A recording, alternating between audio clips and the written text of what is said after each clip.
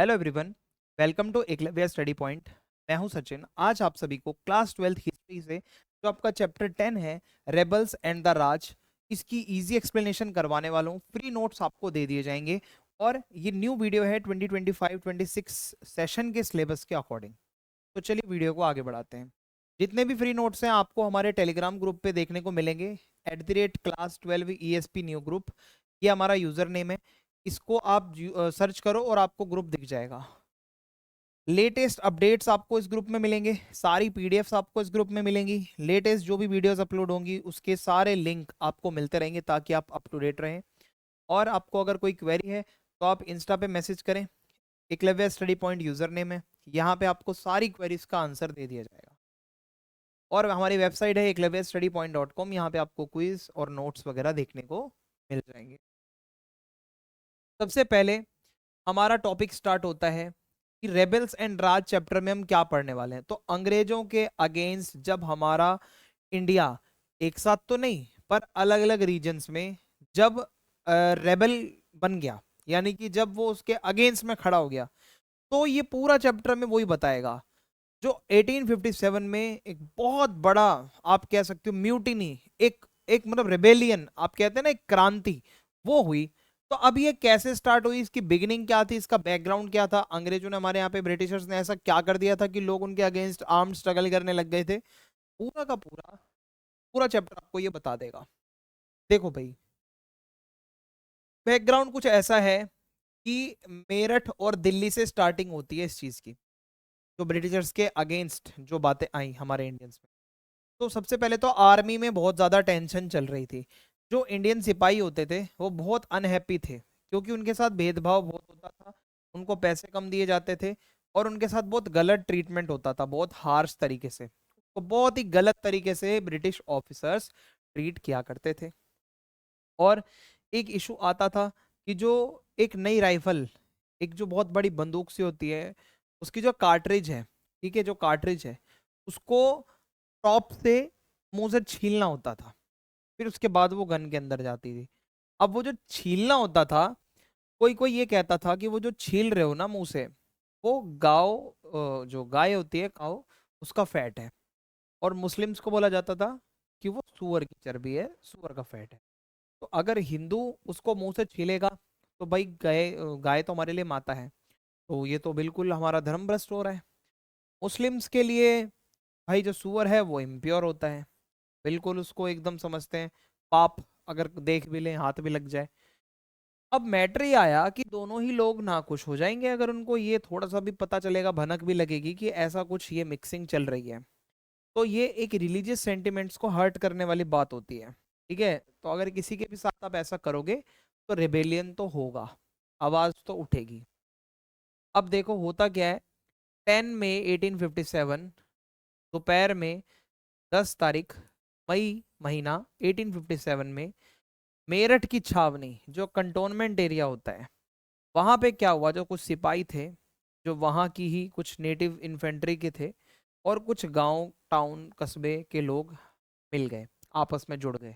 ठीक है, कहाँ की बात हो रही है, ये मेरठ की बात हो रही है। तो मेरठ में हुआ क्या, जब ये सारे लोग जुड़ गए, आपस में इकट्ठा हो गए, तो इन्होंने बेल ऑफ आर्म्स नाम से एक जगह थी जहां पे हथियारों को और एम्यूनेशन को, गोली बारूद बंदूक को रखा जाता था, स्टोर हाउस था, उसको कैप्चर कर लिया इन लोगों ने।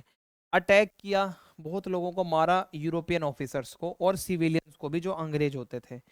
बंगले और प्रॉपर्टियों को जला दिया, जो शहर था वो आग की लपटों में आ गया, ये हुआ। गवर्नमेंट के जो ऑफिसेस थे उसको डिस्ट्रॉय कर दिया, जो रिकॉर्ड ऑफिस था, जेल था, कोर्ट थी, पोस्ट ऑफिस था, ट्रेजरी जो उनका, जहाँ पे वो सारा रेवेन्यू रखते थे, सारा कुछ डिस्ट्रॉय कर दिया गया। टेलीग्राफ की जो लाइन थी उसको कट कर दिया ताकि कोई कम्युनिकेशन ना होने पाए। Disconnected Meerut from Delhi and other stations, Meerut को बिल्कुल डिस्कनेक्ट कर दिया बाकी जगहों से। और रातों रात जो सिपाही थे वो 40 मील्स चलकर दिल्ली पहुंच गए, और मेरठ से ही ये चिंगारी लगी रिवोल्ट की। तो ऐसे शुरू हुआ है ये पूरी कहानी। पहली तिल्ली कहाँ लगी, मेरठ में। पहली चिंगारी, पहला स्पार्क कहाँ देखने को मिला, मेरठ में। आई होप आपको बहुत सिंपली मेरी लैंग्वेज में समझ में आता होगा। प्लीज़ फीडबैक ज़रूर लिखा करो मेरी वीडियो का। मेरा बस यही आपसे रहता है कि हाँ भाई, अगर मैं कुछ पढ़ाऊँ तो आप प्लीज़ उसका फीडबैक दो। अगर आपको लगता है कुछ इम्प्रूव करना है तो मैं अपने अंदर इम्प्रूव करूंगा। अगर आपको लगता है कि आपको वीडियो अच्छी लगी है तो आप प्लीज़ उसको एक्सप्लेन ज़रूर कर देना, ठीक है। आगे बढ़ते हैं। Revolt reaches Delhi. तो 11 मई 1857 को ये जितने भी क्रांतिकारी भाई थे ये अपना दिल्ली पहुंच जाते हैं अर्ली मॉर्निंग, लाल किले के गेट से घुसते हुए। रमजान का महीना चल रहा था भाई उस टाइम पे, और जो मुगल बादशाह था उस टाइम का वो था बहादुर शाह जफर। उन्होंने अभी अभी अपनी मील ली थी और वो प्रेयर वगैरह मतलब कर ही रहे थे। उस टाइम पे प्रेयर वगैरह होती है सुबह के टाइम। तो सिपाही लोग ना चिल्लाने लगे, we kill the English at Meerut because they force us to bite cartridges greased with cow and pig fat, this insulted both Hindus and Muslims. तो इन्होंने ये लाइन पता है क्यों बोली, हिंदूज एंड मुस्लिम्स? वो बहादुर शाह जफर जो है ना, भले ही वो कितने भी वीक हो गए हैं, बूढ़े हो गए हैं, लेकिन वो पूरे इंडिया के वो थे, एम्परर थे, मुगल एम्परर थे। तो उनके पास अगर आप जाओगे अपनी आवाज लेकर तो जरूर वो आपको सपोर्ट करेंगे, ये इनको ऐसा लग रहा था। हुआ क्या, दिल्ली के जो आम जनता थी वो भी इनके रिवोल्ट में जुड़ गई, और ये रिबेलियन जो था, ये क्रांति जो थी, ये थोड़ी सी और बड़ी हो गई। हुआ क्या, यूरोपियंस को बहुत बड़े लेवल पे मारा काटा गया, और जो अमीर ट्रेडर्स थे, नोबल्स थे, बड़े बड़े लोग, उनको लूटा गया। दिल्ली पूरी तरीके से ब्रिटिशर्स के कंट्रोल से बाहर जा चुकी थी, पूरी तरीके से। जो ये जितने भी सिपाही थे ये सब ने मिलकर और आम लोगों ने मिलकर आग लगा रखी थी इधर उधर। तो दिल्ली रिवोल्ट का केंद्र बन गई, centre means heart of revolt. यहीं से सब कंट्रोल होने लग रहा है, सारे के सारे यहीं पे आ गए रेबेल्स। अब यहाँ पे बहादुर शाह जफर के पास ये गए क्यों थे, आप इसको समझो। इनका रोल क्या है, इतने बुजुर्ग आदमी इस उम्र में क्या करेंगे? तो सिपाही लोग सारे लाल किले में गए थे। और वहां पे क्या होता है, जब आप किसी बादशाह के दरबार में जाते हो ना, कोर्ट में, तो कुछ एटिकेट्स होते हैं, ऐसे यूं ऐसे झुक के जाना, ऐसे ऐसे करना, दुनिया भर की चीज होती है, what ever I don't know. तो बहादुर शाह जफर के दरबार में बिना एटिकेट्स के सारे लोग घुस गए और डिमांड करने लगे कि आप जो हो एम्परर हो, आप इस लड़ाई में अपनी ब्लेसिंग्स दो हमें, अपने नाम पे ये लड़ाई लड़वाओ। आप इतना बोल दो कि हाँ जी बहादुर शाह जफर का पूरा सपोर्ट है। तो देखो होता क्या था, जो बुजुर्ग ये जो एक बादशाह है बहुत हेजिटेट कर रहे थे, लेकिन चारों तरफ से हथियार से इनको घेरा हुआ था, इनके पास कोई चॉइस भी नहीं थी। मना करते तो हो सकता है इनको वहीं पे इनका काम हो जाता, लेकिन ऐसा हुआ नहीं। तो उन्होंने बोला कि भाई मैं डर में हूँ तो मैं अपनी ब्लेसिंग्स देता हूँ। अब क्या होगा, जो ये रिवोल्ट चलेगा अंग्रेजों के अगेंस्ट, जो लड़ाई चलेगी, वो किसके नाम पे चलेगी? वो बहादुर शाह जफर के नाम पे चलेगी। बहादुर शाह जफर कौन है? एम्परर है, बहुत ज्यादा मासेस इसको फॉलो कर रही हैं। अब ये क्यों इंपॉर्टेंट है? Earlier revolt looked like a local mutiny of angry soldiers. पहले लग रहा था चार पांच सिपाही हैं गुस्से में हैं, लोकल का कुछ रिवोल्ट चल रहा होगा, आपसी कोई होगा इनका मैटर। अब क्या है, जब मुगल बादशाह के नाम पर आप कोई लड़ाई लड़ोगे तो जो रिवोल्ट होगा उसको एक लेजिटिमेसी मिलेगी, एक कानूनी मान्यता मिलेगी, एक यूनिटी मिलेगी, कि एक तो हिंदू और मुस्लिम दोनों जुड़ जाएंगे इस रिवोल्ट में। अब क्या होता है, दिल्ली बन जाती है the symbolic capital of rebellion. यानी कि जो पूरा जो रिवोल्ट चलेगा वो दिल्ली से ही चलने वाला था, क्योंकि दिल्ली में ही थे बहादुर शाह जफर। तो ये मैंने आपको एक बैकग्राउंड समझाया। मेरा काम है आपको बैकग्राउंड समझा के उसके बाद चैप्टर में लेके जाना। We don't have to rush, we need not to rush. पहला टॉपिक है पैटर्न ऑफ द अपराइजिंग। अब ये जो पूरी अपराइजिंग यहाँ से स्टार्ट होने वाली है, जो धीरे धीरे मैटर, ये जो बवाल मचेंगे, ये इसका पैटर्न समझाऊंगा मैं आपको। पहले तो देखो ये म्यूटिनीज जो हुई, ये जो पूरा रिवोल्ट हुआ, ये स्प्रेड कैसे हुआ, ये फैला कैसे। देखो भाई, म्यूटिनीज जो होती हैं वो हमेशा कैंटोनमेंट बाय कैंटोनमेंट इस तरीके से जाती है। पहले इस कंटोनमेंट में बवाल मचेगा, फिर वो खबर दूसरे कंटोनमेंट में जाएगी, वहां बवाल मचेगा, फिर तीसरे कंटोनमेंट में जाएगी। तो ऐसे ही एक क्रोनोलॉजिकल एक पैटर्न होता है, एक टाउन से दूसरे टाउन में जो सिपाही होते हैं वो अपनी खबरों को पहुंचाते हैं। ठीक है, रिजल्ट क्या निकलेगा? एक वाइल्ड फायर की तरह, है ना, कहते हैं ना फायर नहीं वाइल्ड फायर। तो वाइल्ड फायर की तरह ये सारी खबरें पहुंचेगी पूरे नॉर्थ इंडिया में।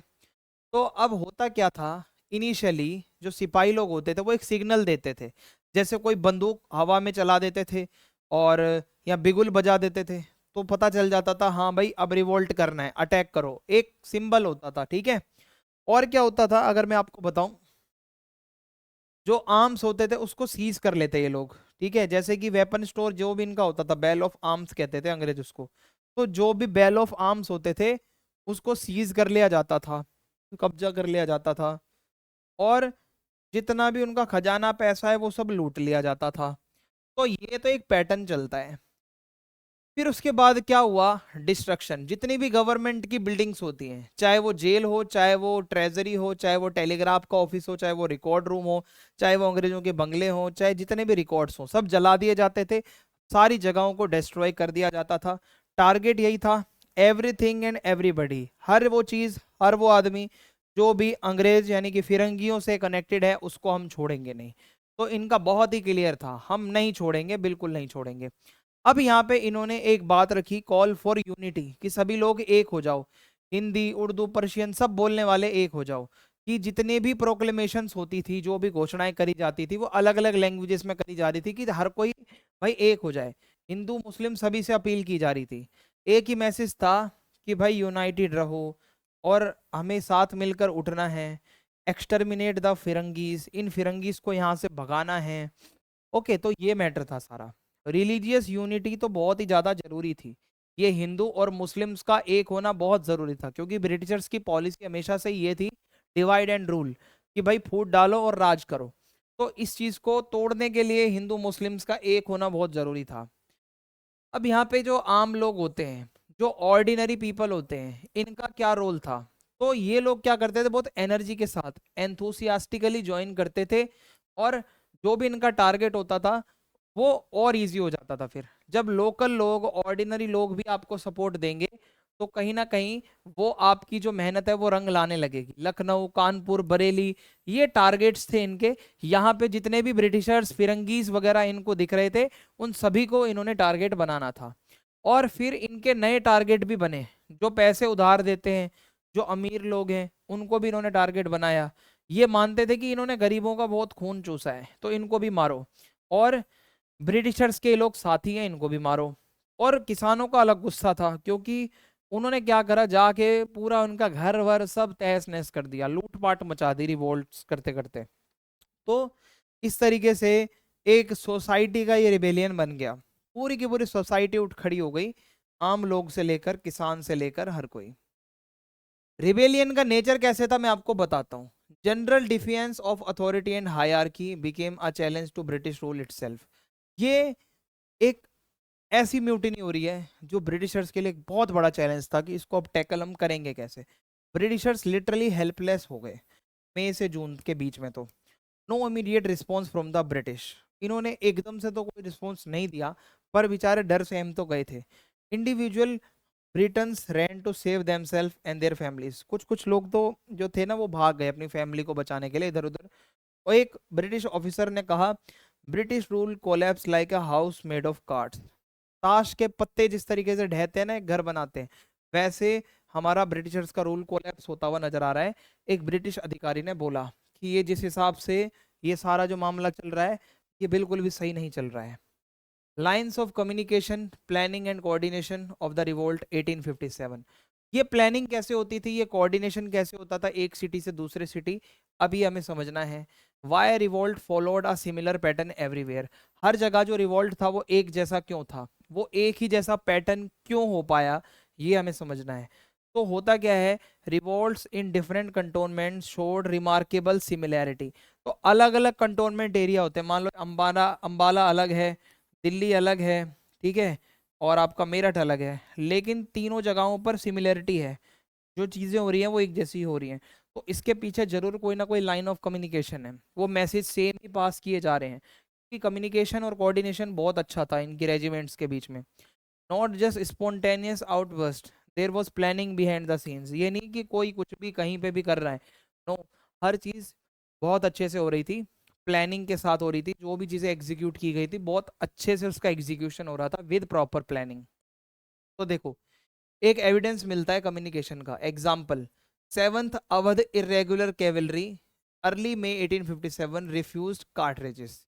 यानी कि ये एक कैलरी है जो कि कहती है कि हम ये कार्ट्रिज को नहीं छीलेंगे। और 48th नेटिव इन्फेंट्री को ये एक चीज लिखते हैं कि we acted for the faith and await your orders, कि भाई हाँ हम आपके ऑर्डर्स का इंतजार कर रहे हैं। ये दिखाता है कि जो सिपाही हैं आपस में इंफॉर्मेशन शेयर कर रहे हैं और कोऑर्डिनेशन का वेट कर रहे हैं। एमिसरीज यानी कि जो मैसेंजर होते हैं वो एक जगह से दूसरी जगह पर जाते हैं, एक स्टेशन से दूसरे स्टेशन। इन मैसेंजर्स का काम होता था मैसेज पहुंचाने जाना कि इस वाले कैंटोनमेंट में क्या चल रहा है, फिर उस वाले कैंटोनमेंट में क्या चल रहा है। तो ये सारे के सारी जानकारियां इधर से उधर हो जाती थी।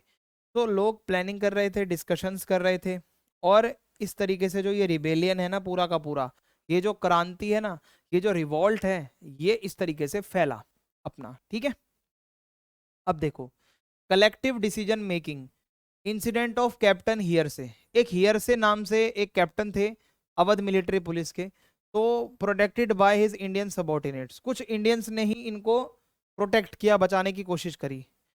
हुआ क्या, 41st नेटिव इन्फेंट्री ने सेम प्लेस में डिमांड करी, या तो हम मार देंगे हियरसे को, ठीक है, या उनको हैंड ओवर कर दो। दो ही चीजें होंगी कि भाई अगर आपने हैंड ओवर नहीं करा तो हम इसको मार देंगे। तो मिलिट्री पुलिस ने रिफ्यूज कर दिया, तो मैटर जो है थोड़ा वो पंचायत की तरफ रेफर कर दिया गया कि ऐसा ऐसा भाई ये मामला हो रहा है, ये लोग तो मारने पीटने को आ रहे हैं।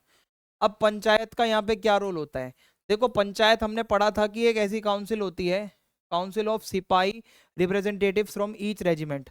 ये वो पंचायत नहीं है गांव वाली, ये सिपाहियों की पंचायत है। अलग अलग रेजिमेंट्स के इसमें सिपाही आते हैं और डिसीजन लेते हैं और डिस्प्यूट्स को सेटल करते हैं।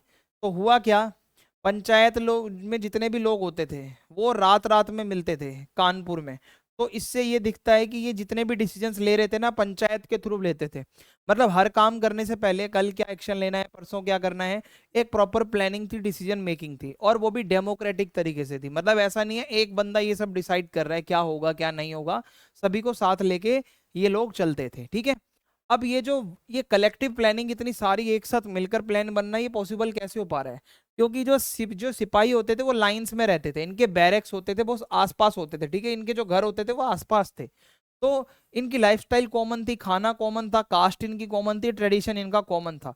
ज्यादातर सिपाही तो इवन आते भी सेम जगह से थे, कास्ट भी उनकी सेम थी, अवध बिहार यूपी, ज्यादातर लोग इसी एरिया से आते थे वहां पे। तो एक उनका भरोसा था कि भाई मेरे गांव का बंदा है झूठ नहीं बोलेगा, मेरे एरिया का बंदा है झूठ नहीं बोलेगा, मेरे को अपने बंदे जो मेरे एरिया के बंदे हैं उनकी सपोर्ट करनी चाहिए अंग्रेजों को छोड़कर। कंक्लूजन क्या निकला, ये जो सारी प्लानिंग हो रही है ये प्लानिंग करता कौन था। तो आप एक लीडर का नाम नहीं ले सकते, कोई रिटर्न रिकॉर्ड नहीं मिलता। एविडेंस ये बताते हैं कि जो सिपाही लोग होते थे वो सारे मिलकर प्लानिंग करते थे, और they were not only followers but makers of their own rebellion. इन्होंने ही अपनी क्रांति को खुद बनाया और खुद प्लानिंग करी और खुद सब कुछ किया। लोकल लेवल पे प्लानिंग होती थी, कलेक्टिवली होती थी, और सिपाहियों की पंचायत लगती थी, उसके थ्रू ये पूरी प्लानिंग ये लोग करते थे। तो ये है इनका कंक्लूजन। अब मैं आपको बताऊंगा leaders and followers of the revolt of 1857। अब देखो भाई, सिपाही अकेले कुछ नहीं कर सकते, सिपाहियों को भी लीडर्स की जरूरत पड़ती है, बड़े बड़े लीडर्स की। तो अंग्रेजों से लड़ना है तो लीडरशिप चाहिए थी और एक ऑर्गेनाइजेशन चाहिए थी। जो रेबल्स लोग होते थे वो चाहते थे कि जो हमारे पुराने ट्रेडिशनल रूलर्स रहे हैं, जिनसे ब्रिटिशर्स ने सत्ता छीन ली है, क्यों ना वापस हम उनसे रिक्वेस्ट करें। तो लीडरशिप से क्या होगा, एक लेजिटिमेसी मिलेगी, एक यूनिटी का मैसेज जाएगा। क्या भाई रानी लक्ष्मीबाई हमारे साथ है तो जितने भी उनके झांसी वाले होंगे वो सब हमारे साथ आ जाएंगे। तो ये बहुत ही बड़ा मैटर होता है कि जब आप किसी एरिया के लीडर को अपने साथ जोड़ देते हो तो उसके फॉलोवर्स भी आपके साथ आएंगे। तो दिल्ली में जैसे कि मैंने आपको बताया, जो सिपाही थे मेरठ से भागकर बहादुर शाह जफर को लेने लाल किले में चले गए। पहले तो वो बहुत डरे हुए थे, रिजेक्ट करने वाले थे, लेकिन जब वो उनके लाल किले में घुस गए बिना किसी एटिकेट के, उनको प्रेशराइज किया, तो फाइनली उनको मानना पड़ा कि हाँ भाई मैं आपके साथ हूँ। उनका नाम ही काफी था। बहादुर शाह जफर ने अगर कह दी एक बारी कि भाई मैं आपके साथ हूँ, तो भाई बताओ फिर और क्या चाहिए, इतना बड़ा नेता आपके साथ आ गया। कानपुर के अंदर जो ये क्रांतिकारी लोग थे ये नाना साहेब के पास चले गए, जो कि पेशवा के बेटे थे, adoptive son of Peshwa Bajirao second. इनको बोला कि आप हमारा ये प्रोटेस्ट को जो भी हम कर रहे हैं, ये जो सारी चीजें रेबेलियन है, इसको लीड करो। और वो भी एक कानपुर में जितनी भी फिर रेबेलियंस हुई उसके एक मेन पॉइंट रहे, इन्होंने ही सभी को बोला कि हाँ भाई सारे लोग मानो जैसे ये कह रहे हैं। झांसी में रानी लक्ष्मीबाई थी, पहले तो ये बहुत हेजिटेट कर रही थी, मानने को तैयार नहीं हो रही थी। इनके ऊपर क्या था, प्रेशर थोड़ा डाला गया कि भाई उनको बोला आप चार्ज लो। एंड ये बहुत ही आइकॉनिक लीडर है, इनके ऊपर कविता है खूब लड़ी मर्दानी झांसी वाली रानी। तो इन्होंने बहुत तगड़ी लड़ाई लड़ी थी अपने लेवल पे, जो ये कर सकती थी। ठीक है। बिहार के आरा से कुंवर सिंह थे, जो कि एक बहुत ही थोड़े बुजुर्ग से लोकल जमींदार थे। इनको भी क्रांतिकारी लोगों ने प्रेशर डाला और बोला कि हाँ भाई आप भी थोड़े बुजुर्ग भी हो, थोड़ा अपने एरिया को संभालो। ठीक है। चाहे वो थोड़े बीमार भी रहते थे, बुजुर्ग भी थे, पर इन्होंने अपना काम बखूबी किया जो इनको काम दिया गया था। अवध के अंदर, लखनऊ के अंदर कौन था, annexation exile of Nawab Wajid Ali Shah still fresh in memory. तो लोगों ने क्या करा, people celebrated fall of British, declared his young son Birjis Qadr as leader. तो इनके नवाब वाजिद अली शाह को जब वहां से अंग्रेजों ने निकाल दिया था, तो उनके बेटे ब्रिजेश कदर ने लीड किया, अपने लोगों को बोला कि भाई रेबेलियन को सपोर्ट करो और सारे आ जाओ, सब मिलकर रिवोल्ट करेंगे। ठीक है। Local and popular leaders. अब यहाँ पे आप समझो यहाँ पे क्या है कि सिर्फ बड़े बड़े नाम तो चाहिए ही चाहिए, अपने को थोड़े लोकल लीडर्स की भी सपोर्ट चाहिए होती है। क्यों? क्योंकि सिर्फ राजा महारानियों से काम नहीं चलेगा। जैसे मेरठ के अंदर एक फकीर थे, on an elephant was frequently visited by sepoys. एक फकीर के पास लगातार सिपाही जाते थे, उस फकीर का इन्फ्लुएंस होगा। लखनऊ में कुछ रिलीजियस धर्म गुरु वगैरह थे, कुछ ऐसे प्रोफेट्स थे जो भाई ज्ञान देते थे, कहते थे कि हाँ भाई ब्रिटिश रूल खत्म हो जाएगा, उनसे भी लोग मिलते थे। यूपी के अंदर शाहमल थे, उन्होंने भी विलेजर्स को, जो बरोत नाम की जगह है वहाँ के लोगों को इकट्ठा किया। छोटा नागपुर सिंहभूम जो है, वहाँ पे जो है गोनू थे, जो कि एक ट्राइबल कल्टीवेटर किसान थे। उन्होंने जितने भी कोल जाति के जो ट्राइबल लोग होते हैं ना, उन सभी को अपने साथ रखा जोड़ के, बोला कि हम सब मिलके काम करेंगे। तो 1857 में लीडरशिप का बहुत बड़ा रोल था। कुछ लोगों को तो भाई फोर्सफुली आना पड़ा, चाहे बहादुर शाह जफर हो, नाना साहिब हो, रानी लक्ष्मीबाई हो, उनको फोर्स किया गया कि आप आओ हमारे साथ जुड़ो, आप ये चार्ज लो। और कुछ ऐसे भी थे कि भाई रानियां भी थी, कुछ नवाब भी थे, कुछ जमींदार भी थे, कुछ लोकल भी थे जैसे फकीर, प्रोफेट्स, ट्राइबल चीफ्स। तो इनका बैकग्राउंड कुछ भी हो, इनका एम एक ही था, ब्रिटिशर्स को हटाना है कैसे भी करके। तो इसी वजह से सारे लोग एक हो रहे थे यहाँ पे। कुछ रूमर्स थी इस टाइम पे, कुछ भविष्यवाणियां भी थी, कुछ रूमर्स भी थी, कुछ अफवाहें थी। इस पीरियड में बहुत अफवाहें चल रही थी। मैं आपको बताता हूँ क्या क्या था। अफवाह एक पावरफुल टूल होता है लोगों को जोड़ने का या भगाने का। कोई भी अफवाह फैला दो, लोग फटाफट से उसको मान लेते हैं। तो इससे एक डर पैदा होता है, एक सस्पिशन, एक है ना, एक डाउटफुल आपका वो बनता है। तो अगर मैं आपको बताऊं, ब्रिटिशर्स कितना भी एक्सप्लेन करें, अगर किसी ने भी एक अफवाह फैला दी तो अपने इंडियंस ऐसे हैं वो अफवाह को मान लेंगे। ठीक है, फिर वो ब्रिटिशर्स पे विश्वास नहीं करेंगे। तो एक अफवाह फैली थी, सबसे बड़ी अफवाह जो थी वो इस कार्ट्रिज की थी। देखो इनके हाथ में बोला गया था ये जो उसके ऊपर का कवर है ना, ये गाय की चर्बी से बनाए और सुअर की चर्बी से बनाए। अब जितने भी हिंदू हैं भाई, वो तुरंत इस बात को मान लेंगे कि ये ब्रिटिश हमारा धर्म भ्रष्ट करने के चक्कर में है। और मुस्लिम्स के लिए तो बिल्कुल मना है सुअर को टच करना भी। तो सिपाही लोगों ने बोला कि अगर हम इसको मुंह से छीलेंगे तो भाई हमारा धर्म भ्रष्ट हो जाएगा, हमारे रिलीजियस सेंटिमेंट्स हर्ट होंगे। तो ऐसी बात आई सामने।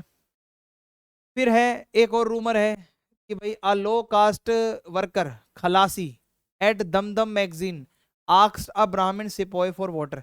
एक दलित उस टाइम पीरियड में जब बहुत कास्ट सिस्टम चलता था, एक ब्राह्मण आदमी को बोलते हैं कि पानी दो। मतलब क्या होता है कि भाई ask a Brahmin sepoy for water, बोला मुझे पानी चाहिए। उसको मना कर दिया उसने, कहते नहीं मैं तुझे पानी क्यों दूं, तू लोअर कास्ट का है। तो इस दलित ने पता है क्या बोला, इन्होंने बोला soon you will lose your cast. तुम जो मुझे दलित कह रहे हो, थोड़े टाइम बाद तुम्हारी भी जो जाति प्रजाति में बटे हुए हो ना, अंग्रेज तुम सबको खत्म कर देंगे, तुम्हारा धर्म भ्रष्ट हो जाएगा।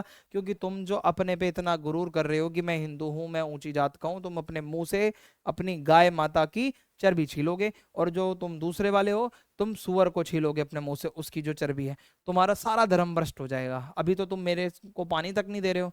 तो सच हो या गलत हो, ये एक वाइल्ड फायर की तरह ये बात फैलनी थी। क्योंकि भाई ये रिलीजियस सेंटिमेंट्स बहुत तगड़ी चीज होते हैं, ये बहुत दंगे करवा सकते हैं। कुछ और भी रूमर्स थी, जैसे आटे को लेकर कि ब्रिटिशर्स जो है ना, वो गाय और सुअर की हड्डियों का आटा बनवा के, मतलब ऐसा चूरा बनवा के पाउडर, और आटे में मिलवा के दे रहे हैं। तो इससे क्या था कि हिंदू मुस्लिम जो है वो धर्म भ्रष्ट हो जाएगा और वो क्रिश्चियन बन जाएंगे। तो लोग भाई आटा लेने से भी मना करने लग गए अब तो मार्केटों में जाकर अंग्रेजों से। अब क्या हुआ, कुछ लोग मान रहे थे कि सारे ब्रिटिशर्स जो है ना हमें क्रिश्चियन बनाना चाहते हैं, हिंदू और मुस्लिमों को। तो ये भी एक रूमर थी। तो रूमर्स तो भाई बहुत थी, और कुछ ऐसी भी थी भविष्यवाणी, कुछ बाबाओं ने कही थी कि भाई ब्रिटिशर्स का रूल अब खत्म होने वाला है, ये 1757 से स्टार्ट हुआ था इनका रूल, 1857 में खत्म हो जाएगा। भाई हो गए 100 साल इनको, ठीक है। ये बैटल ऑफ प्लासी 23, मैं आपको बताऊं, एक 100 साल हो जाएंगे 23 जून 1857 में, ये 100 साल हो जाएंगे बैटल ऑफ प्लासी को। तो अब क्या है, रेबल सारे एक हो जाओ, और अब इनको हटाना है, अब 100 साल पूरे होने का टाइम आ गया है। एक चपाती को लेकर भी एक मिस्ट्री थी। नॉर्थ इंडिया में माना जाता था कुछ चपातियां इधर उधर बांटी जाती थी एक विलेज से दूसरे विलेज। एक पर्सन होता था, वो एक चपाती जाता था लेकर एक विलेज के वॉचमैन को, ठीक है, और बोलता था कि 5 और चपातियां आगे पास करनी है अगले विलेज में बना के। का मतलब आज तक किसी को समझ नहीं आ रहा, लेकिन लोगों ने बोला हो सकता है कि भाई as an omen of great upheaval, कि सभी को जोड़ने का हो सकता है एक तरीका हो, एक मैसेज देने का एक तरीका भी हो सकता है कि आप अगर चपाती वगैरह किसी को बांट रहे हो, तो ये भी एक हो सकता है कि हाँ भाई कोई मैसेज सेंड करना हो एक गांव से दूसरे गांव। तो जो भी रूमर होती हैं या जो भी प्रोफेसी होती हैं, जो भविष्यवाणी होती हैं, चाहे कोई अफवाह होती है, तो उसके पीछे की एक सिग्निफिकेंस होती है। मैंने आपको बताया कि इंडियन सोसाइटी में रूमर्स के ऊपर और भविष्यवाणियों के ऊपर बहुत जल्दी लोग विश्वास करते हैं। तो इससे क्या होता है कि लोग रेबेलियन के लिए साइकोलॉजिकली रेडी हो गए थे, और जो सिपाही थे और जो सिविलियंस थे, जो आम आदमी थे, वो एक हो गए। उन्होंने बोला कि ठीक है, अब हम अंग्रेजों के अगेंस्ट ये काम करेंगे। Their faith, caste and culture were under attack.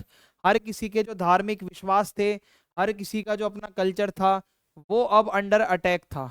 क्योंकि भाई अगर किसी का धर्म भ्रष्ट होगा तो धर्म से ऊपर तो कुछ नहीं होता। अगर आप धर्म ही भ्रष्ट कर दोगे तो हम रह के क्या करेंगे। क्योंकि ब्रिटिशर्स का रूल टेम्पररी था, सबको पता था कि एक ना एक दिन इनको जाना है, तो क्यों ना अभी रेबेलियन करके इनको फिर हम अच्छे से भगा दें, और help transform fear into United action. तो जब आप कोई भी रूमर फैलाते हो तो एक डर आएगा लोगों में, और वो ही डर क्या करेगा, कल को रेबेलियन को और स्ट्रॉन्ग करेगा। तो इसी वजह से जो ये सिग्निफिकेंस है, इसकी इंपॉर्टेंस है, वो बहुत ज्यादा है। अगर आप भविष्यवाणी भी कर रहे हो कि अंग्रेजों का जो टाइम पीरियड है अब खत्म होने को है, 100 साल हो चुके हैं बैटल ऑफ प्लासी को, तो उससे भी लोग साइकोलॉजिकली रेडी हो जाएंगे कि हाँ भाई बाबा जी ने सही बोला है, 100 साल होने वाले हैं। तो अब अपने को क्या करना है कि आम उठाने हैं अपने, और जहां भी हो सकता है अटैक करना है, जहां पर भी वो दिखेंगे। तो why did people believe in rumours during 1857? तो आपके मन में एक सवाल आया होगा कि 1857 में आखिर ये जो इतने अंधविश्वास, रूमर और ऐसी ऐसी बातें चल रही थी, तो लोग इस पे बिलीव क्यों करते थे, आखिर लोग मानते क्यों थे इन बातों को। तो देखो, जो रूमर होती है ना, उसको आप ध्यान से समझो। रूमर्स एंड प्रोफेसीज जो भविष्यवाणी है मस्ट बी अंडरस्टूड, कि भाई इसमें क्या होता है कि लोग जो है वो बहुत डरते हैं, लोग बहुत एंजाइटी में रहते हैं। लोग जो है ना, उनका जो विश्वास है, जो उनका फेथ है, उसको लेकर वो कॉम्प्रोमाइज नहीं कर सकते। और rumours spread only if they resonate with deeper suspicion already present in society. हमेशा याद रखना, जो भी एक रूमर होती है, अफवाह, वो तभी काम करती है जब किसी उस बारे में ऑलरेडी सोसाइटी में किसी ने कुछ सुना हो उससे मिलता जुलता। फॉर एग्जाम्पल, अंग्रेज क्या करते थे, हमारा कल्चर जो है, इंडियन कल्चर को सप्रेस करके वो अपना British culture, western culture impose करना चाहते थे। उन्होंने स्कूल कॉलेजेस इंग्लिश मीडियम में खोले थे। तो हमें एक डर तो था कि भाई ये हमारे कल्चर को कहीं ना कहीं खत्म करने के मूड में है। अब वहीं पे अगर एक रूमर ये आ जाती है कि भाई हमारा रिलीजन ही खत्म करने के उसमें है, क्योंकि इनके मिशनरीज भी घूमते थे इंडिया में क्रिश्चियनिटी का प्रचार करने। तो अब देखो, 1820 के आगे जो ब्रिटिशर्स की पॉलिसीज बनी ना, जो कानून बने, वो अपने आप में एक क्वेश्चन मार्क है। देखो, under governor general Lord William Bentinck और बाद के कुछ अधिकारी जो आए, कुछ सोशल रिफॉर्म्स हुए। जैसे जो सती की प्रथा होती थी 1829 में, उसको बंद कर दिया गया। कि मान लो किसी की फनरल पेयर है या कोई मर गया है, उनकी जो चिता है उसके ऊपर उसकी वाइफ को बिठा दिया जाता था, और वो जो बिठाया जाता था वो भी जिंदा, ठीक है, जिंदा बिठा दिया जाता था, जिंदा उनको जला दिया जाता था। और जो विधवाएं होती हैं उनको बोल दिया गया आप दोबारा शादी कर लो, जो कि हमारे यहाँ पे समाज में मना होता था, नहीं होती थी ये शादियां ऐसे इस तरीके से। फिर वेस्टर्न एजुकेशन इंडिया में आने लगी, इंग्लिश मीडियम स्कूल खुलना, कॉलेजेस खुलना, यूनिवर्सिटीज खुलना, वेस्टर्न साइंस पढ़ाना, लिबरल आर्ट पढ़ाना। हमारे इंडिया में शास्त्रों का ज्ञान चलता था। लेकिन अंग्रेजों ने धीरे धीरे ये schools colleges English medium science पढ़ाना वेस्टर्न कल्चर वहाँ की स्टडी एजुकेशन सब मॉडल यहाँ पे लागू कर दिए। फिर क्या हुआ, कुछ क्रिश्चियन मिशनरीज होते थे जो कि फोर्सफुली भी कुछ लोगों को कन्वर्ट कर रहे थे, क्रिश्चियन बना रहे थे। तो अगर ये सारी चीजें चल रही हैं जहाँ पे लोगों को फोर्सफुली कन्वर्ट किया जा रहा है, लोगों को क्रिश्चियन बनाया जा रहा है, तो लोग अपने आप में डर जाएंगे। तो वो क्यों नहीं रूमर्स पे विश्वास करेंगे, रूमर्स पे तो विश्वास करेंगे। अगर ऐसा सब हो रहा है तो कोई भी रूमर्स को मान लेगा, हाँ भाई सच में ऐसा होता होगा। ठीक है। फिर क्या होता है देखो, इसी टाइम पीरियड में ब्रिटिशर्स ने बहुत सारी जगहों को अनेक्स किया था, यानी कि अपने कब्जे में लिया था। डॉक्ट्राइन ऑफ लैप्स, एक ऐसा कानून कि हाँ भाई कि किसी को बोल दो कि आप सही से काम नहीं कर रहे हो तो आप जो है हम आपको अनेक्स कर लेंगे।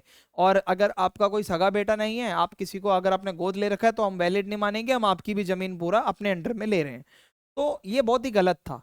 जैसे अवध में इन्होंने ऐसा ही किया था, झांसी में इन्होंने ऐसा ही किया था, सतारा में इन्होंने ऐसे ही किया था। ये क्या कर रहे थे, अलग अलग प्लान बना रहे थे किस तरीके से इंडिया के अलग अलग रूलर्स को हटाकर और उनकी जो पूरी टेरिटरी है वो अपने अंडर में ले लें। एनेक्स करने के बाद वो नया एडमिनिस्ट्रेशन चलता था, वहां पे नए कानून चलते थे सारे, नया लैंड रेवेन्यू का सिस्टम चलता था। यानी कि जो पुराना एक किंगशिप था वो पूरा डिस्ट्रॉय करके ये पुराने पुराने पूरे पैटर्न्स जो चले आ रहे हैं राजा महाराजाओं के, उसको ये खत्म करके एक अपना नया रूल लाना चाहते थे। ये सबको पता था, तो कोई भी अंग्रेजों पे तो ट्रस्ट नहीं करने वाला था कि भाई हाँ वो लोग सही होंगे। तो ऑब्वियसली जो ये रूमर्स निकली हैं कि आटे में हड्डी का पाउडर होना, या फिर कार्ट्रिज में काऊ का फैट होना या पिग का फैट होना, इट कुड बी ट्रू। ऐसा लोगों को लगता था कि हाँ भाई वाकई में ये लोग ऐसा कर भी सकते हैं। अब देखो लोगों के क्या परसेप्शंस थे। इंडियंस के लिए it seemed everything sacred was being destroyed. तो इंडियंस को ये लग रहा था हमारे लिए जो भी चीजें पवित्र है अंग्रेज लोग उसको खत्म करने के पीछे तुले हुए हैं। राजाओं को हटाया जा रहा है, सोशियो रिलीजियस कस्टम्स जो उनके कस्टम रीति रिवाज है उनके ऊपर अटैक किया जा रहा है। जो ट्रेडिशनल एक लैंड ओनरशिप पैटर्न है कि किसके पास कितनी जमीन रहेगी वो सारा डिस्टर्ब किया जा रहा है, हर कोई अपने हिसाब से लैंड रेवेन्यू की पॉलिसीज बना रहा है। तो जो ब्रिटिश सिस्टम था उसको लोगों को लगता था कि ये बहुत इम्पर्सनल है, एलियन है और ऑपरेसिव है, ये हमें तंग करेंगे, ये बिल्कुल भी हमसे कोई जुड़ाव नहीं रखेंगे, ये बाहर के लोग हैं। ठीक है। तो इससे एक ऐसा मौसम बन गया, क्लाइमेट बन गया, डर का माहौल बन गया और डिस्ट्रस्ट यानी कि भरोसा उठ गया अंग्रेजों से। तो लोगों ने कहीं ना कहीं इन रूमर्स को माना कि भाई ये जो बातें निकल के आ रही हैं इट कुड बी ट्रू, क्योंकि ये सारी चीजें लोगों को फील हो भी रही थी। फिर क्या होता है, जैसे एक रूमर है कि भाई कार्ट्रिज वाले फैट वाली या बोन का डस्ट आटे में है या क्रिश्चियन कन्वर्ट कर रहे हैं, ये लोग बहुत आसानी से इस पे विश्वास कर रहे थे क्योंकि लोगों को ऑलरेडी लग रहा था कि हमारा रिलीजन खतरे में है, कास्ट खतरे में है, कल्चर खतरे में है। तो लोगों ने इस बात पे बहुत ही आसानी से विश्वास कर लिया था। और जो मिशनरी एक्टिविटीज भी होती रहती थी कि भाई वहां पे लोग जाते थे, कन्वर्ट करते थे, किसी को क्रिश्चियन बनाते थे, किसी को क्या करते थे। तो ये रूमर्स बहुत ही आराम से फैली। अब यहाँ पे हमारा दूसरा जो टॉपिक है वो है अवध इन रिवोल्ट। ये जो रिवोल्ट है ये अवध में किस तरीके से फैला। अभी तक आपने मेरठ और दिल्ली के बारे में पढ़ा था जहां से इसकी चिंगारी लगी, जहां से ये जो रिवोल्ट है ये स्टार्ट हुआ। अब आप अवध के बारे में पढ़ोगे कि अवध का जो रिवोल्ट था वो बहुत बड़ा था। ठीक है। और ये बहुत ही इंपॉर्टेंट टॉपिक है अब जो स्टार्ट होगा आगे। तो चलिए फिर देखते हैं इसमें क्या है। तो अब हम देखेंगे कि अवध का एनेक्सेशन किस तरीके से हुआ। तो देखो अंग्रेजों की नज़र थी अवध के ऊपर। एक गवर्नर जनरल है डलहौजी, उन्होंने 1851 में एक लाइन कही थी, a cherry that will drop into our mouth one day. यानी कि ये अवध की तरफ नज़र में थे कि अवध को अपने अंडर लेना है। 1856 में अवध को फॉर्मली अनेक्स कर लिया गया और मान के चलो कि ग्रेट टेरिटरी थी, बहुत बड़ी टेरिटरी थी जो अंग्रेजों ने अपने अंडर में ली थी। तो अपने आप में इसका महत्व बहुत ज़्यादा था। अब यहाँ पे एक टॉपिक आता है सब्सिडियरी अलायंस 1801। इसको समझो क्या है। सब्सिडियरी अलायंस के जितने भी रूल्स थे वो इम्पोज कर दिए गए अवध के ऊपर 1801 में। इसमें कुछ टर्म्स एंड कंडीशन होती हैं, आप ध्यान से समझना एक एक लाइन को, इसमें क्या कहा जाता है। जो भी नवाब होगा उस एरिया का, उससे ही डॉक्यूमेंट साइन करवाया जाएगा। और सबसे पहले तो अपनी आर्मी इसको बंद करनी पड़ेगी और जो इसके अवध के अंदर जो पूरा एरिया है वहां पे ब्रिटिशर्स के ट्रूप्स घूमेंगे, और जो भी ब्रिटिशर्स वहां पे रहेंगे कोर्ट में, उनकी ही एडवाइस से सारा काम यहाँ पे करना पड़ेगा। तो इससे नवाब का जो पूरा कंट्रोल है, जितने भी वहां के तालुकदार थे, जो वहां के चीफ थे, वो एकदम वहां का कंट्रोल ढीला पड़ गया। और अब नवाब हर चीज के लिए डिपेंड हो गया ब्रिटिशर्स के ऊपर। ठीक है, हर लॉ एंड ऑर्डर से रिलेटेड बात के लिए, थोड़ा भी कुछ करवाना है तो हर काम में अंग्रेजों से ही उसको सलाह लेनी पड़ रही है बार बार। ठीक है, तो ब्रिटिश क्यों चाहते थे अवध को एनेक्स करना? सबसे पहले तो इसके कुछ इकोनॉमिक रीजंस थे। सबसे पहली चीज, ये अंग्रेजों को पैसा चाहिए होता है। तो यहाँ की जो अवध की मिट्टी है बहुत फर्टाइल थी। यहाँ पे आप कॉटन और इंडिगो बहुत अच्छे से उगा सकते हो। इसकी लोकेशन बहुत सेंट्रल थी। अगर मैं बात करूं, ये हमारा इंडिया है तो इसके ऊपर की ये इसकी लोकेशन थी। ठीक है, और क्या था, इसके कुछ और भी स्ट्रेटेजिक रीजंस थे। 1850s तक आते आते ब्रिटिशर्स ने लगभग पूरे एरियाज, जो बड़े बड़े एरियाज थे वो कवर कर रखे थे। मराठाओं की जमीन, दोआब क्षेत्र, कर्नाटक एरिया, पंजाब, बंगाल, ये सब इनके अंडर में था। तो अवध को उनको लग रहा था कि ये भाई जितनी भी जगहें हमने जीती हैं, अवध एक मिसिंग टुकड़ा है जो हमने अभी तक नहीं जीता, वो हमें चाहिए किसी भी तरीके से। अब 1856 में क्या होता है कि जो नवाब वाजिद अली शाह थे उनको गद्दी से हटा दिया जाता है और उनको कैलकाटा भेज दिया जाता है। और ब्रिटिशर्स ने एक्सक्यूज क्या दिया कि ये गवर्नमेंट सही से नहीं चला रहा, उसको एलिगेशन लगाया गया उसके ऊपर कि वो वहां पे जो रूल कर रहा है बहुत गंदा रूल कर रहा है, उसको कोई राइट नहीं होना चाहिए रूल करने का। बट रियलिटी ये थी कि नवाब बहुत पॉपुलर था, अपने जो लोग थे वहां के उसको बहुत प्यार करते थे। अंग्रेजों ने उसके ऊपर गलत एलिगेशन लगाए, लोग बहुत दुखी हुए। लखनऊ से कानपुर तक लोग रोते रोते गए। और एक फोक सॉन्ग भी निकला था, अंग्रेज बहादुर एन मुल्क लाए लीनो, यानी कि the honourable English came and took the country, कि हमारी जान ही लेके चले गए हैं अंग्रेज आए हैं जब से। तो बहुत लोग दुखी थे जब नवाब वहां से गए। तो एक लाइन आती है, the life was gone out of the body, कि एक जिसमें से रूह निकलती है जिस टाइप से, तो वैसा ये सीन हो गया। ठीक है, तो उस टाइम पे लोगों ने बोला कि the life was gone out of the body and the body of this town had been left lifeless. तो जो आत्मा है वो निकल चुकी है, अब जो लोगों की यहाँ बॉडियां हैं ना उनमें प्राण नहीं है। ये दिखाता है कि इमोशनली लोग कितने सैड हो चुके थे। अब इसका इम्पैक्ट क्या पड़ा ये आप समझो। अवध का जो एक कल्चर था ना वो बहुत अलग था, एक रॉयल कल्चर था, लखनऊ वाला अंदाज था। वहाँ पे म्यूजिशियंस, वहाँ पे डांसर्स, वहाँ पे ये सारे लोग हमेशा रहते थे अवेलेबल।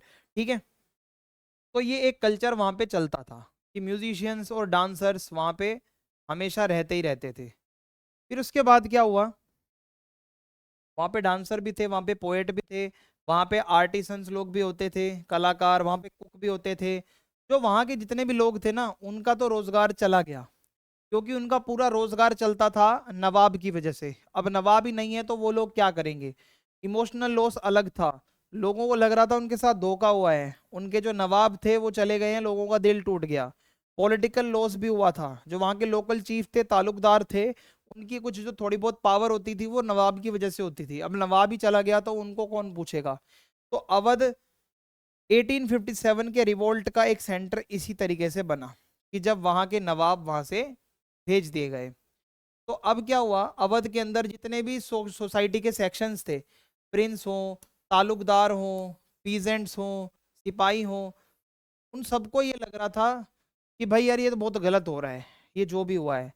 और उनको जो ब्रिटिशर्स का ये जो रूल था जिसको फिरंगियों का राज कहा जाता है, लग रहा था कि अब हमारी दुनिया खत्म होने जा रही है। अंग्रेज बहुत ही गंदे तरीके से रूल कर रहे थे, हर चीज को वो डिस्ट्रॉय कर रहे हैं, चाहे हमारे राजा महाराजा हों, चाहे हमारे ट्रेडिशंस हों, चाहे हमारे लैंड होल्डिंग राइट्स हों, सोशल रिस्पेक्ट हो, अंग्रेजों ने सब कुछ खत्म कर दिया है। तो अवध का जो रिवोल्ट है वो सबसे ज्यादा पॉपुलर इसीलिए बना, एक तो अवध बहुत बड़ा एरिया था, और दूसरा अवध के लोग बहुत गुस्से में आ गए थे, हर तरीके हर तबके के लोग। अब यहाँ पे एक वर्ड आता है तालुकदार, आपको समझना है तालुकदार का मतलब क्या होता है। आपने जमींदार सुना होगा, है ना। अब आपको यहाँ पे आपने जोतेदार सुना होगा। अब आप तालुकदार वर्ड का मतलब समझो, इसका मतलब क्या होता है। जब ब्रिटिशर्स नहीं आए थे ना, तो तालुकदार लोग होते थे जिन पे बड़ी बड़ी जमीनें होती थी, जो गांव में जिनकी बहुत वैल्यू होती थी, और इनके पास कुछ सिपाही भी रहते थे, 12,000 15,000। और छोटे से छोटे तालुकदार के पास भी कम से कम 200-300 सिपाही तो रहते ही थे, आप मान के चलो। और इनके खुद के किले होते थे, फोर्ट होते थे, इनकी अपनी एक ऑटोनमी होती थी, ठीक है। और नवाब की अथॉरिटी इन्होंने एक्सेप्ट कर रखी थी, अपने नवाब को ही ये सब कुछ मानते थे और उसको इन्होंने एक्सेप्ट भी कर रखा था, ठीक है। इतना आप यहाँ पे आप समझ लीजिए। अब जब ब्रिटिशर्स ने अवध को कब्जे में लिया तो सबसे पहले तो इन्होंने इनके जितने भी हथियार थे वो छीन लिए, और जितने भी इनके किले बना रखे थे, फोर्ट्स, वो तोड़वा दिए, डिस्ट्रॉय करवा दिए। और ब्रिटिशर्स ने बोला कि भाई आप हो इंटरलोपर्स। इंटरलोपर समझते हो? धोखाधड़ी से जमीनें बना के बैठे हो अपनी गरीबों से छीन छीन के, अब तुम्हारी पावर सारी खत्म। अब क्या हुआ, 1856 में आता है summary settlement. Tried to remove talukdars and settle land with real owners. इन्होंने बोला हम सेटलमेंट करवाएंगे, तालुकदारों से जमीन लेकर असली ओनर्स को लौटाएंगे। तो ब्रिटिशर्स के पहले तालुकदार्स के पास लगभग 67% विलेजेस आते थे, सेटलमेंट के बाद सिर्फ 38% विलेज इनके पास बचे। और आप मान के चलो अवध के साउथ के पार्ट में जो तालुकदार थे उनको तो बहुत ज्यादा सफर करना पड़ा, उनके तो आधी से ज्यादा जमीनें चली गई अंग्रेजों के पास में। तो ये कितना गुस्सा होंगे, पावर चली गई, जमीन चली गई, तो गुस्सा तो बहुत आएगा। अब क्या हुआ, ब्रिटिश लैंड रेवेन्यू पॉलिसीज कैसी थी, तो ब्रिटिश ऑफिशियल्स को ये लगा कि तालुकदार को जब हम हटा देंगे तो इससे किसानों को फायदा होगा। लेकिन रियलिटी ये थी कि भाई जो रिवेन्यू था उसकी डिमांड और बढ़ा दी इन लोगों ने, 30 से 70% तक की डिमांड बढ़ा दी। सोचो इतना इतना टैक्स बढ़ाओगे तो वो गरीब बेचारे कहाँ से लेकर आएंगे। तो पीजेंट्स को ज्यादा पे करना पड़ रहा था, तो एक्सप्लॉइटेशन पहले से और ज्यादा बढ़ गया। जितना वो पहले तंग होते थे अब उससे और ज्यादा डबल तंग होने लग रहे थे। तो अब क्या हुआ, ना तो तालुकदार खुश है ना, और ना ही पीजेंट्स खुश, ना किसान खुश। तो ये हर कोई गुस्सा था। तो why Awadh became the heart of revolt, क्योंकि एक तो नवाब वाजिद अली शाह को हटाया, तालुकदारों की पावर गई, पीजेंट्स को नुकसान हुआ, सिपाही गुस्से में थे। तो अब ये एक चेन बन गई कि भाई इतने सारे लोग इकट्ठा हो गए, सबकी सेम प्रॉब्लम है और एक ही दुश्मन है, अंग्रेज। तो ऐसे ही चेन रिएक्शन होता है, सारे लोग मिलते हैं, प्रॉब्लम उनकी कॉमन होती है, तभी लोग आपस में जुड़ जाते हैं और एक एनिमी बनता है। और क्या हुआ, ब्रिटिशर्स के पहले क्या होता था, जो तालुकदार होते थे वो लैंडलॉर्ड होते थे, हु वर एक्सप्लॉइटर्स येट प्रोटेक्टर्स। हाँ भाई वो तंग करते थे बट जरूरत पड़ने पर प्रोटेक्शन भी देते थे। हुआ क्या, वो मदद करते थे किसानों की, अगर कभी उनकी क्रॉप फेलियर हो जाए वो लोन देते थे त्योहार के टाइम पे। और कभी कभी अगर मान लो कोई संकट आ गया तो जो रिवेन्यू है वो उतना नहीं लेते थे उनसे, या पोस्टपोन कर देते थे। तो एक तरीके से वो फादर फिगर थे उनके लिए, वो करता धरता थे, सरवा आ रहा थे, मतलब हाँ भाई वो अगर हैं तो किसानों को टेंशन नहीं होती थी इतनी जितनी ब्रिटिशर्स के आने से टेंशन हुई थी, ठीक है। लेकिन ब्रिटिशर्स के रूल में तो सब कुछ उलट पलट हो गया, तालुकदार लोग जो थे वो डिस्पोजेस्ड हो गए, पीजेंट्स जो हैं अब उनको जब हटा दिया तो पीजेंट्स को जो एक प्रोटेक्शन मिलती थी, पहली बात तो वो प्रोटेक्शन इनकी गई। अब क्या हुआ कि रेवेन्यू 30 से 70% तक हाइक हो गया, बढ़ गया। कलेक्शन का मेथड बहुत ही बेकार था, अगर किसी का समय खराब चल रहा है, वो गरीब है, तो कोई उसको रियायत नहीं बरती जाती थी। और इकोनॉमिक और सोशल दोनों तरीके से नुकसान हुआ, किसका, किसानों का, पीजेंट्स का। ये आप देख के चलो। तो पीजेंट और तालुकदार दोनों जुड़ गए, दोनों का एनिमी कौन है, ब्रिटिशर्स। प्रॉब्लम दोनों को किससे है, ब्रिटिशर्स से। तो बस दोनों जुड़ गए। अब देखो तालुकदार का क्या रोल था 1857 में। तो बहुत सारे तालुकदार नवाब के लिए लॉयल रहते थे, और बेगम हजरत महल जो बेगम थी नवाब की, अब उसके लिए ये लड़ने लगे, और लगातार हारने के बाद भी लड़ते रहे। ये दिखाता है कि वो कितने लॉयल थे, है ना। अगर वो नवाब नहीं है तो उनकी बेगम तो है ना जो लीड करेंगी, तो वो बेगम के लिए भी लड़ रहे थे, तो बहुत बड़ी बात है। पीजेंट ग्रीवांसीज पास्ड इनटू सिपाही लाइंस। अब ये किसानों की प्रॉब्लम सिपाहियों तक पहुंची। ज्यादातर जो सिपाही थे बंगाल आर्मी के, उसको रिक्रूट किया जाता था अवध से और ईस्टर्न यूपी से। अवध को माना जाता है nursery of the Bengal army. Bengal army के आधे से ज्यादा जो लोग थे ना जो लड़ते थे वो अवध से ही आते थे, ठीक है। अवध बहुत बड़ा एरिया था, और ज्यादातर जो सिपाही थे वो ब्राह्मण थे और अपर कास्ट के थे। तो सिपाही जो है वो सीधा अपने गांव से तो जुड़े ही होते हैं। अगर सिपाहियों की फैमिली को परेशानी होगी जब, तो उनको पता नहीं चलेगा कि उनके पापा के साथ ऐसा हो रहा है, उनके चाचा के साथ ऐसा हो रहा है, अवध में अंग्रेज ऐसा ऐसा कर रहे हैं, तो वो क्यों लोयल रहेंगे। तो जो गांव का गुस्सा है धीरे धीरे सिपाहियों की लाइंस तक पहुंच गया। फिर क्या हुआ, सिपाहियों का अपने ऑफिसर्स के साथ जो रिलेशन होता है ना, वो भी थोड़ा सा खराब होना शुरू हो गया यहाँ से। 1820s तक क्या होता था, जो अंग्रेज ऑफिसर्स होते थे ये बहुत ही फ्रेंडली होते थे, बहुत डिसिप्लिनरी होते थे, फादर फिगर अच्छे से सपोर्ट करते थे, और सारे रेसलिंग वगैरह ये आपस में खेलते थे, फेंसिंग करते थे, हॉकिंग करते थे, इधर उधर जाते थे। और कई तो अधिकारी ऐसे थे जो हिंदुस्तानी भी बोलते थे और इंडियन कस्टम्स को भी समझते थे, और मतलब समझने की कोशिश करते थे, इंटरेस्ट लेते थे। अब क्या हुआ कि थोड़ा इनका रवैया चेंज हो गया 1840s के बाद। एटीट्यूड हो गया थोड़ा इनका रेसिज्म वाला, कि हम सुपीरियर हैं, हम गोरे हैं, तुम काले हो, यू आर ब्लैक पीपल, है ना। और बहुत उनको इन्फीरियर फील करवाते थे, गाली देते थे, वॉयलेंस करते थे। और जो पहले ट्रस्ट होता था अब वो सस्पिशियन में बदल गया। जो सिपाही लोग ट्रस्ट करते थे अपने अधिकारियों के ऊपर, अब वो ट्रस्ट हो गया खत्म। तो एक तो वो ग्रीस वाला एपिसोड आता है जो अभी हमने पीछे पढ़ा था, कार्टिलेज वाला, है ना, फैट वाला। तो उसकी वजह से भी उनको बहुत बड़ी इंसल्ट फील हुई। फ्यूजन ऑफ सिपाही एंड रूरल रेजिस्टेंस हुआ क्या, सिपाही लोगों का ये था कि भाई पैसे कम मिल रहे हैं, उनको छुट्टियां नहीं मिल रही, रेशियल अब्यूज हो रहा है, और ये कार्टिलेज वाला इशू है। पीजेंट्स को क्या प्रॉब्लम थी कि भाई तालुकदार चले गए, टैक्स ज़्यादा हो रहा है। और अब आपको पता है सिपाही went home to the same villages, उनको पता है सिपाही लोगों का जो गांव है वो तो उन्हीं का वही है, अवध। तो जब वो देखेंगे कि हमारे गांव के लोग परेशान हैं तो वो क्यों जाके उनके आर्मी में लड़ेंगे, भाई वो भी उनके अगेंस्ट हो जाएंगे। तो इस तरीके से ये rebellion soldiers plus Talukdar plus किसान सारे मिल गए, तो अवध का रिबेलियन बहुत बड़ा हो गया। ठीक है, अब हमारा थर्ड टॉपिक है व्हाट द रेबल्स वांटेड। अब जो ये रेबेलियन लोग कर रहे हैं, आखिर इनको क्या चाहिए, व्हाट दे वांट एग्जैक्टली, हमें ये समझना है कि उनको चाहिए क्या था। तो ब्रिटिशर्स तो जीत गए क्रांति को, 1857 में जो ये रिबेलियन हुआ था, ब्रिटिशर्स वर सक्सेसफुल, उन्होंने मतलब हमें दबा दिया था एट द एंड।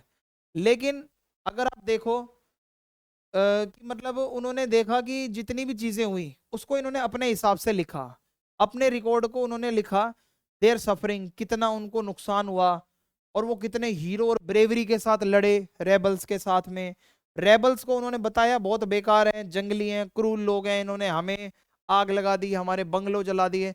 तो इस तरीके से इन्होंने जो जितनी भी किताबें लिखी, न्यूज़पेपर्स आर्टिकल्स लिखे, उसमें इंडियंस को बहुत ही बेकार तरीके से पोर्ट्रे किया।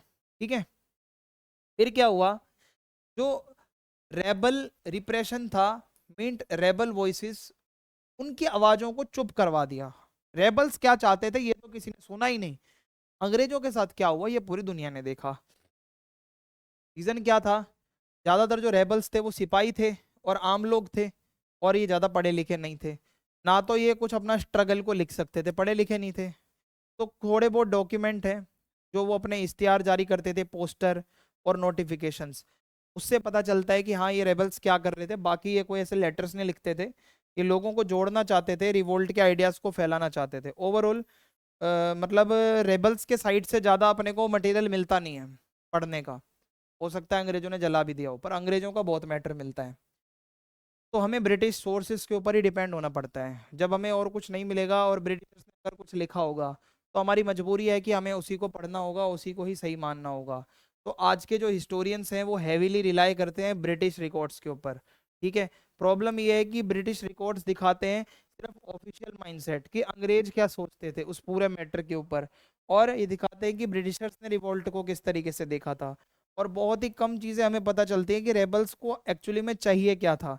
तो हमारी जो अंडरस्टैंडिंग है वो थोड़ा सा ब्रिटिश पर्सपेक्टिव की तरफ से वो बनाने की कोशिश कर रहे हैं कि हमारे नज़रिए से देखो कि 1857 में हुआ क्या था।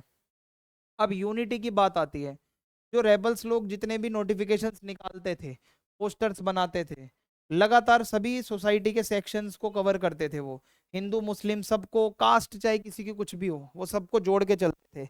Even Muslim princes issuing proclamations to care to respect Hindu sentiments. Even कुछ मुस्लिम राजाओं ने भी बोला कि भाई हिंदुओं की रिस्पेक्ट करना, उनके कल्चर की, ये समय है एक होने का। तो रिवोल्ट एक जॉइंट स्ट्रगल था। आइडिया ऑफ शेयर्ड वॉर, इन्होंने बोला कि हाँ हम मिलकर ये लड़ाई लड़ने वाले हैं, हिंदू मुस्लिम इक्वली जो है, ये ब्रिटिश रूल में जो भी चीज़ें हो रही हैं इसका असर इक्वली पड़ रहा है, तो हमें क्या करना है कि भाई मतलब जो भी फायदा होगा नुकसान होगा वो दोनों का बराबर होना चाहिए। तो बोला कि भाई पहले हम कितना मिलजुल कर रहते थे मुगल टाइम पीरियड में, तो एक इन्होंने पास्ट याद दिलाया, फ्लैशबैक में जाओ, ये अंग्रेज हमें जो है कितना तंग कर रहे हैं। जैसे बहादुर शाह ने एक बात बोली थी, एक इसने ये बोला था कि सारे लोग आ जाओ, जो इस्लाम में मानते हैं, मोहम्मद को मानते हैं वो आ जाओ, और जो महावीर जी को मानते हैं वो भी आ जाओ। मतलब इन्होंने जैनिज्म के लोगों को, हिंदू लोगों को, मुस्लिम लोगों को, सबको जोड़ा और बोला कि आप एक मतलब यूनिटी के साथ ये लड़ाई को लड़ो। तो ब्रिटिशर्स की जो पॉलिसी होती थी वो तो होती थी डिवाइड एंड रूल। उनको इतना पता था कि इनको एक नहीं रहने देना, उनका सिर्फ एक ही मकसद था कि भाई यूनिटी को तोड़ना है कैसे भी करके। तो वो रिलीजियस डिविजन्स बनाना चाहते थे। जैसे कि बरेली का एक एग्जाम्पल आता है दिसंबर 1857 का, ब्रिटिशर्स ने 50,000 रुपए को यूज किया हिंदूज को भड़काने के लिए अगेंस्ट मुस्लिम्स, पैसे देकर भड़काया इन्होंने, आपस में लड़वाया है। सोचो इससे ज्यादा बुरा क्या हो सकता है। पर ये फेल हो गए, यूनिटी को नहीं तोड़ पाए। के अलावा मैं आपको बताऊं, रेबल्स जो भी बातें बोलते थे वो कंप्लीटली अंग्रेजों की हर चीज को वो रिजेक्ट कर देते थे, और ब्रिटिशर्स को वो कहते थे कि हर ट्रीटी वादे तोड़ते हैं, फोर्सफुली किसी की जमीन को हड़पते हैं, और बिल्कुल धोखाधड़ी करते हैं, इन पे हम बिल्कुल 1% भी ट्रस्ट नहीं कर सकते। अंग्रेजों को बिल्कुल इन्होंने बेकार बताया रेबल्स ने। अब हुआ क्या, सबसे पहले तो लैंड रेवेन्यू का सेटलमेंट हर कोई चाहता था। Dispossessed land holders big and small destroyed the traditional land system. जो बड़े कुछ लोग थे जिनके पास जमीनें थी वो सब छिन गई। सबसे पहले तो लोगों को चाहिए था ये सारा सेटलमेंट हो। फिर जो हमारे यहाँ के कारीगर हैं उनका सारा काम धंधा चौपट कर रखा था ब्रिटिशर्स ने, वो बाहर से मंगवा मंगवा के इंडिया में बेच रहे हैं। तो हमारा जो ट्रेडिशनल जो चीजें यहाँ पे बनती थी उसको तो रुकवा दिया, तो इससे गरीबी बढ़ेगी ना। तो रूरल और अर्बन हर किसी को अपना नुकसान होता हुआ दिख रहा था कि भाई गांव के जो गरीब लोग हैं उनका भी नुकसान है अंग्रेजों के रहने से, अमीरों का तो हो ही रहा है, सबका नुकसान है। Destruction of a way of life, हमारा जीवन को जीने का एक तरीका होता है। तो रेबल्स जो मतलब ऐसा मानते थे कि भाई हमारी जो एक दुनिया चलती थी, अंग्रेजों ने, फिरंगियों ने ये दुनिया को ही पूरा डिस्ट्रॉय कर दिया है। ठीक है, जो पहले के रूलर्स थे उनको डीथ्रोन कर दिया, हटा दिया। ट्रेडिशनल जो पेट्रोनेज सिस्टम होता था कि बड़े बड़े राजा महाराजा किसी को सपोर्ट कर दिया करते थे, ये तो वैसा कुछ भी नहीं करते। और जो हमारी सोशल और कल्चरल लाइफ है वो पूरी हमसे छीन ली गई है, वो पूरी हमसे मतलब एकदम अप्रूट हो गई है एक तरीके से। तो इनका गोल था ब्रिटिशर्स को हटाना तो है ही है, साथ साथ जो पुरानी हमारी दुनिया होती थी हमें वैसी बनानी है। Bring back lost kingship and courtly culture, जो पहले की तरह राजा महाराजा होते थे बढ़िया बढ़िया, हमें वैसा कल्चर वैसा पूरा सिस्टम दोबारा से रिस्टोर करना है। जो लोगों का काम धंधा गया है, किसानों का, कारीगरों का, वीवर्स का, वो काम धंधा, वो उनका लाइवलीहुड, उनको वापस लौटाना है। री एस्टेब्लिश अ लाइफ, एक वो जीवन वापस से हमें लाना है जहाँ सिक्योरिटी थी, जहाँ पे हमें इंडियन होने पे गर्व होता था। आज हम डर डर के जी रहे हैं। तो ये चीजें इनको लग रही थी। Fear faith and alternative visions in 1857, तो सबसे पहले तो अपना धर्म नष्ट होना, ये सबसे बड़ा डर होता है। ठीक है, एक डर था कि जो ब्रिटिशर्स हैं वो हिंदू और मुस्लिम दोनों की कास्ट और रिलीजन को पूरी तरीके से खत्म करना चाहते हैं, तो लोगों को कन्वर्ट किया जाएगा, क्रिश्चियन बनाया जाएगा। तो ये डर था, ये दिखाता है कि लोग रूमर्स पे भी इसीलिए विश्वास करते थे। तो माना जाता है कि हर कोई अपने धर्म अपनी कास्ट को बचाने के लिए भी लड़ रहा था यहाँ पे, और यूनिटी के लिए हर किसी को बुलाया जा रहा था, सभी का भला होगा।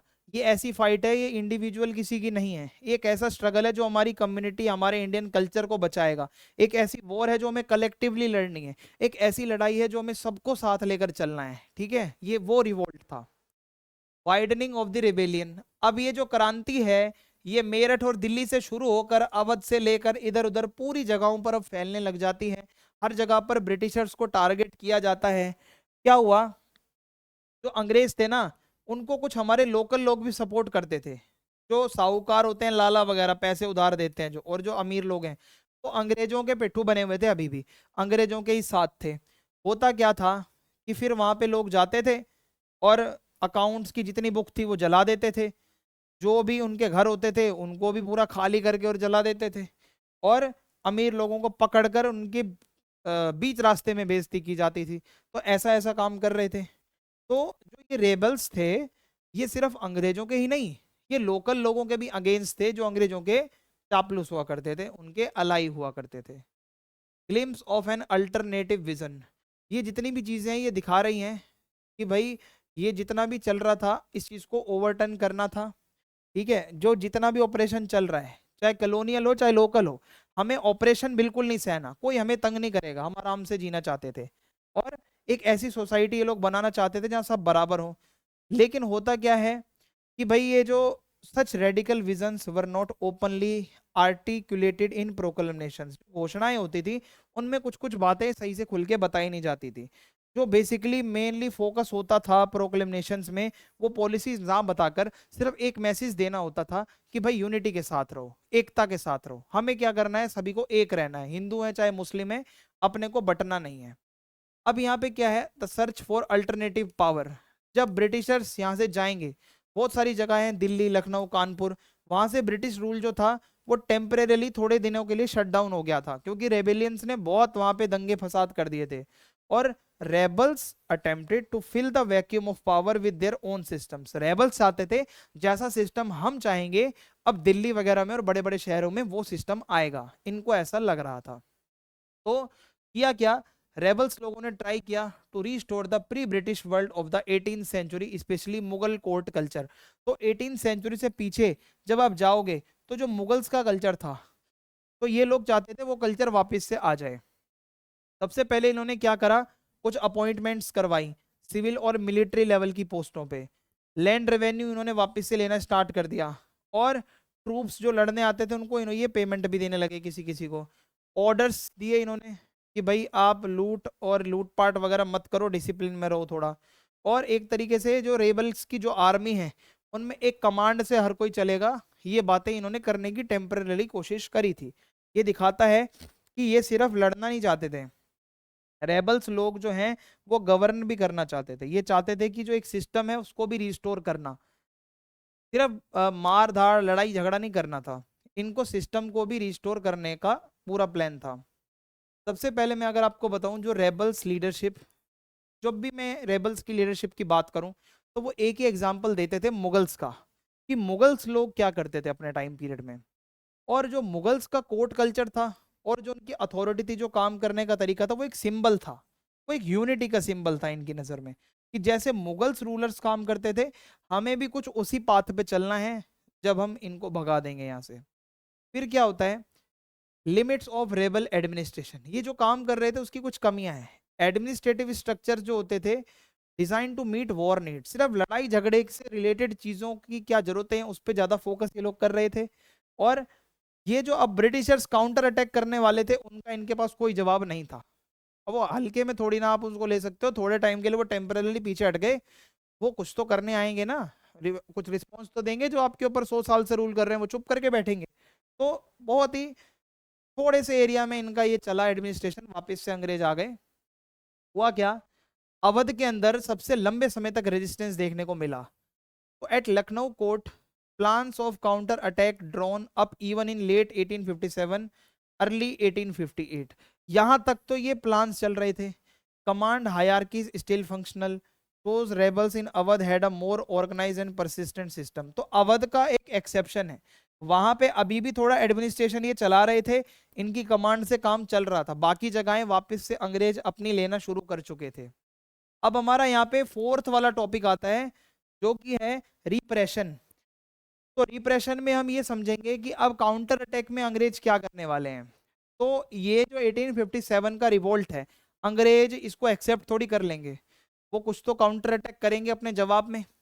तो जवाबी कार्रवाई कुछ इस तरीके से हुई कि बहुत ही डिफिकल्टी आई, ब्रिटिशर्स को फेस करना पड़ा बहुत तगड़ा स्ट्रगल इस रिवोल्ट को दबाने में, क्योंकि रिबेलियन बहुत ज़्यादा फैल चुकी थी, बहुत इंटेंस हो चुकी थी, और टाइम बहुत ज़्यादा जा रहा था, लोग भी जा रहे थे, रिसोर्सेस तो जा ही रहे थे। तो अंग्रेजों को नुकसान भी हुआ, 1857 से वो पूरा हिल चुके थे। तो अब अगर मैं आपको बताऊं, मई जून 1857 की अगर मैं बात करूं, इन्होंने कुछ ऐसे कानून बनाए जो बहुत ही हार्श थे, जो बहुत ही ज्यादा कह सकते हैं स्ट्रिक्ट कानून थे। सबसे पहले इन्होंने एक एक्ट बनाया, मार्शल लॉ, पूरे नॉर्थ इंडिया में। इसमें क्या था, अगर आपके साथ कोई हो रहा है, कुछ डिटेन किया जा रहा है, तो आप कोर्ट वगैरह में तो जा सकते हो ना, बिल्कुल नहीं। आपको सस्पिशियस भी अगर वो आप लगोगे उन्हें, तो वो आपको उठा के ले जाएंगे, जेल में डाल देंगे। तो military officers plus even ordinary Britons empowered to try suspected rebels, award punishments, यानी कि आप सबको बोल दिया गया ऑफिसर्स को, जाओ जहां पे भी ये रेबल्स दिखें इनको पकड़ लो, अगर मन करे तो पनिशमेंट दे दो, डेथ पेनल्टी भी दे दो, मारना पड़े तो मार दो। क्लियर मैसेज था, अगर कोई हमारे अगेंस्ट आवाज उठाएगा, रेबल बनेगा, तो हम उसको सीधा मरवा देंगे। तो इस तरीके से बहुत एक्सट्रीम लेवल पे रिप्रेशन चला। इसके अलावा अंग्रेजों ने कुछ लोगों को अपने ब्रिटेन से भी बुलाया कि आप आओ हमारी मदद करने। एक्स्ट्रा ट्रूप्स बुलवाए गए ब्रिटेन से आर्मी को मजबूत करने के लिए, और इनके पास मॉडर्न वेपन थे और आर्टिलरी थी। तो इससे क्या होगा भाई, रेबल्स लोग नहीं टिक पाएंगे अंग्रेजों के मॉडर्न वेपन्स के आगे। आप नहीं टिक सकते, कतई भी नहीं टिक सकते। हुआ क्या, जो रेबल्स थे और जो ब्रिटिश थे recognise Delhi as the heart of rebellion. Again जब दिल्ली की बात करते हैं तो ये हमारे देश का सेंटर है, राजधानी है। तो अंग्रेजों के लिए भी इक्वली इतनी इंपॉर्टेंट थी, रेबल्स के लिए भी ये दिल्ली उतनी ही इंपॉर्टेंट थी। तो रेबल्स ने डिक्लेयर करा बहादुर शाह जफर को एज लीडर अपना, ठीक है। दिल्ली में वो रहते थे लाल किले में, एक यूनिटी का वो सिंबल थे। और ब्रिटिशर्स ने क्या करा, उनका पहली प्रायोरिटी ही ये थी कि दिल्ली को रिकैप्चर करेंगे, और इसको पहले बहादुर शाह जफर को रवाना करेंगे यहाँ से, कि भाई तूने ये सारा दंगा भड़काया है, तो पहले हम तुझे ही रवाना करते हैं यहाँ से। तो अब धीरे धीरे इनकी मिलिट्री की स्ट्रेटेजी आप देखो, कैलकटा से आगे बढ़ेंगे, आजमगढ़ कानपुर आगरा होते हुए, फिर एक टुकड़ी यहाँ से निकलेगी, एक टुकड़ी नॉर्थ से आएगी। तो भाई नॉर्थ ईस्ट साउथ हर तरीके से ये लोग आ रहे हैं। एक आर्मी कैलकटा से चली नॉर्थ इंडिया की तरफ, दूसरी चली पंजाब से दिल्ली की तरफ, ठीक है। तो ये दो तरफा अटैक सप्रेशन, इन्होंने ये काम करने की कोशिश करी, ये इनकी स्ट्रेटेजी थी।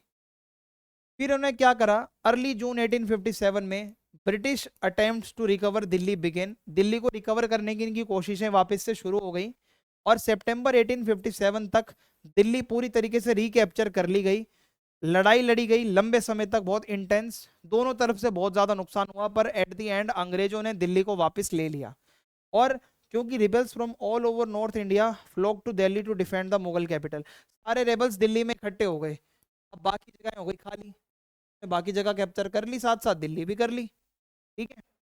अब क्या हुआ, 1857 से 58 के बीच में दोबारा से गंगा का जो प्लेन वाला एरिया है वो इनके अंडर में आ गया, थोड़ा स्लोली आया। ब्रिटिशर्स धीरे धीरे यूपी बिहार की तरफ गए स्लोली, और विलेज बाय विलेज चीज़ों को इन्होंने वापस कैप्चर किया, गांव देहात के लोगों को, मतलब ये मान के चलो कि बहुत बुरे तरीके से इन्होंने वहां पे लोगों को मारा पीटा। और ये सिर्फ एक सिपाही म्यूटनी नहीं थी, ये इनको समझ आ गया, इनको रियलाइज हो गया सिर्फ सिपाहियों की आवाज नहीं थी। 1857 का रेबेलियन एक मास मूवमेंट था, ये बहुत बड़ी आवाज थी। अब जो अवध था यहाँ पे रेजिस्टेंस थोड़ी ज्यादा थी, मैंने आपको बताया था। फॉर एग्जाम्पल अवध के अंदर ब्रिटिश ऑफिशियल थे, ठीक है, फोर्सेस एस्टिमेट के यहाँ पे एक क्या किया कि भाई 3/4 of the adult mail population was in rebellion. Awadh के 3/4 जो मेल्स हैं वो अंग्रेजों के अगेंस्ट लड़ रहे हैं। तो सोचो कितना बड़ा रेबेलियन वहां चल रहा है, ये दिखाता है कि लोग पार्टिसिपेट करने के लिए कितना ज्यादा उतावले हैं। तो Awadh only brought under British control in March 1858 के मार्च में, बहुत लंबी लड़ाई लड़ने के बाद फाइनली अवध कंट्रोल में आ गया अंग्रेजों के वापस से। ब्रिटिशर्स की जो स्ट्रेटेजी थी वो थी सिंपली मिलिट्री पावर को यूज करेंगे, गोला बारूद बंदूकें और ये सारी, मतलब रूथलेस तरीके से बिल्कुल, ठीक है। और उन्होंने थोड़ा पॉलिटिकल स्ट्रेटेजी का भी यूज किया। एक ऐसा एरिया जहाँ पे बड़े बड़े जमींदार लोग रहते थे और जहाँ पीजेंट्स यूनाइटेड थे, तो ब्रिटिशर्स ने लालच दी जमींदारों को, हम तुम्हें एक्स्ट्रा पैसा देंगे, किसानों को छोड़ दो, हमारे साथ आ जाओ। प्रॉमिस किया बड़े बड़े लैंड होल्डर्स को कि आपकी जमीनें लौटा देंगे वापस, हमें सपोर्ट करो। और क्या हुआ, rebel land holders dispossessed while loyalist rewarded. तो जितने भी जो रेबल्स थे उनको तो उन्होंने मारा पिटवाया, बंद करवाया, और जो अंग्रेजों के लॉयल थे उनको उन्होंने रिवॉर्ड्स दिए जो उन्होंने प्रॉमिस किया था। अब क्या है, बहुत सारे लोग तो शहीद हो गए ब्रेवली लड़ते लड़ते, और कुछ लोग नेपाल में चले गए भाग के, और बहुत लोग बीमारियों से मर गए, कुछ लोग भूखे मर गए। ये हाल था हमारी म्यूटिनी का 1857 की, ठीक है। फिफ्थ टॉपिक है इमेजेस ऑफ द रिवोल्ट। अब मैं आपको बताऊंगा 1857 का जो रिवोल्ट हुआ था, इस रिवोल्ट से रिलेटेड हमें कुछ इमेजेस मिलती हैं, और वो इमेजेस में क्या क्या देखने को मिलता है ये अब हम इसमें समझने वाले हैं। तो आइए देखते हैं। सबसे पहले तो आप ये समझो 1857 का जो रिवोल्ट है, इसके बारे में हमें पता कैसे चलता है। तो सबसे पहले तो रेबल्स की तरफ से कोई रिकॉर्ड ऐसा मिलता नहीं है, मैंने आपको पहले ही बताया था इस बारे में।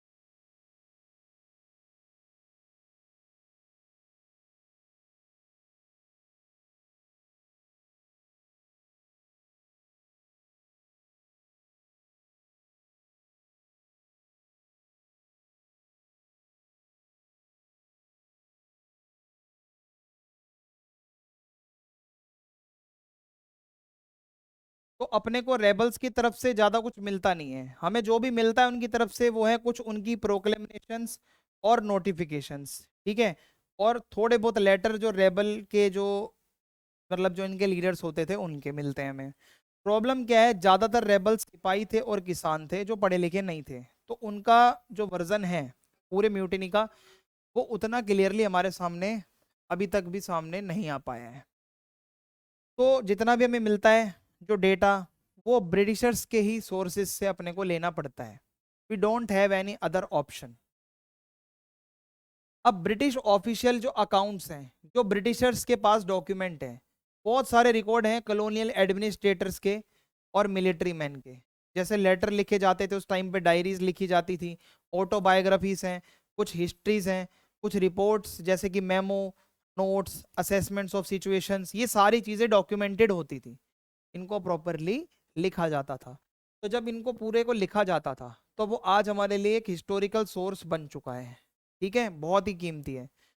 तो इनको म्यूटिनी रिकॉर्ड्स के नाम से आज सेव करके हमने रखा हुआ है। तो ये रिवील करता है कि जो ऑफिशियल्स थे वो बहुत डरे हुए थे, बहुत एनजाइटी में थे, और रेबल्स ने बहुत मारा कूटा इनको, और हमने जो भी इनको रिप्रेस किया वो बहुत ही जस्टिफाइड था, हमने बहुत अच्छा किया इनके रिबेलियन को, म्यूटिनी को दबा के, ऐसा इन्होंने जस्टिफाइड करने की कोशिश करी।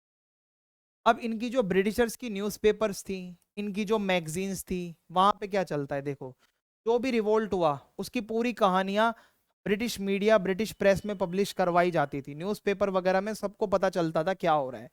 तो दिखाया जाता था, narrated in gory detail the violence of mutineers, यानी कि जो भी लोग म्यूटिनी कर रहे हैं बहुत वॉयलेंट हैं, अंग्रेजों को बहुत वो वहां पे मार रहे हैं।